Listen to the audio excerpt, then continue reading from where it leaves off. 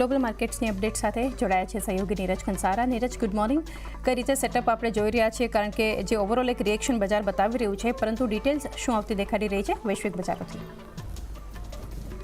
જી, અમેરિકાના બજારોમાં ગઈકાલે આપણને થોડો ઘણો મિશ્ર કારોબાર જોવા મળ્યો હતો. એક તરફ તમે ડાઉ જોન્સની અંદર જુઓ તો ત્યાં આગળ આપણને એક સારી એવી તેજી ગઈકાલે આપણને જોવા મળી હતી, પરંતુ નાસ્ડેક ગઈકાલે ઘટાડા સાથે બંધ થયું. S&P 500માં પણ આપણને થોડો ઘણો ઘટાડો આવતો જોવા મળ્યો છે, અને ખાસ કરીને નાસ્ડેક ડિસેમ્બર 2022 પછીના એકદમ નીચલા સ્તર પર કાલે આવતું જોવા મળ્યું.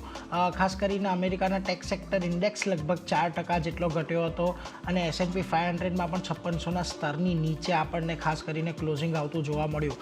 રસલ 2K ઘટતા પહેલાં રેકોર્ડ ઊંચાઈએ પહોંચ્યો હતો અને 9 જુલાઈથી 18 જુલાઈ સુધી લગભગ 12% જેટલો વધ્યો છે. એટલે ગઈકાલે અહીંયા પણ એક સારી એવી શિખર તરફની દોડ જોવા મળી. ત્યારબાદ આપણને ત્યાંથી એક પ્રોફિટ બુકિંગ પણ આવતું દેખાયું.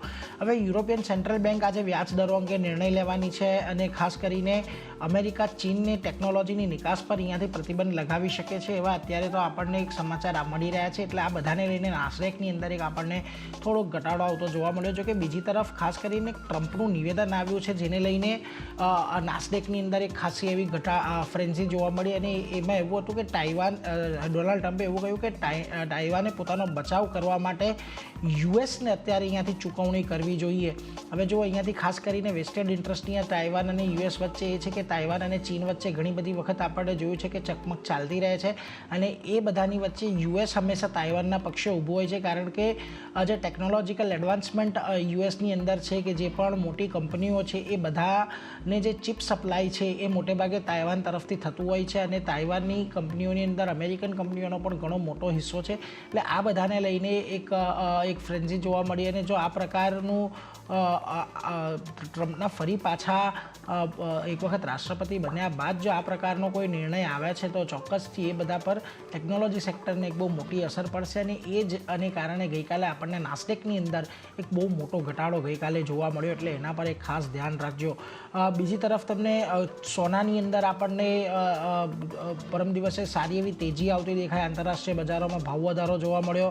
ગઈકાલે પણ અહીંયા આપણને એક રેકોર્ડ ઊંચાઈ પર સોનાના ભાવ જોવા મળ્યા, અને કોમેક્સ પર સોનાની કિંમત $2470 પાસે ખાસ કરીને પહોંચતી જોવા મળી હતી.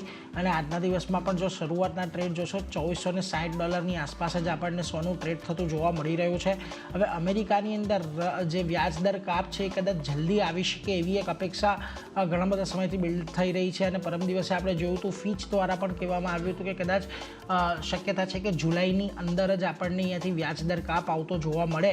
અને બજારને આમ તો અપેક્ષા છે કે સપ્ટેમ્બરમાં યુએસમાં રેટ ઘટશે, પરંતુ જો આ પ્રકારની જે અત્યારે વાતો ચાલી રહી છે એને લઈને અમુક શક્યતાઓ એવી પણ વ્યક્ત થઈ રહી છે કે કદાચ આ બેઠકની અંદર, એટલે કે જુલાઈ 30-31 જે યુએસ ફેડની બેઠક મળવાની છે, એમાં પણ કોઈ વ્યાજદરનો કાપ આવી શકે છે.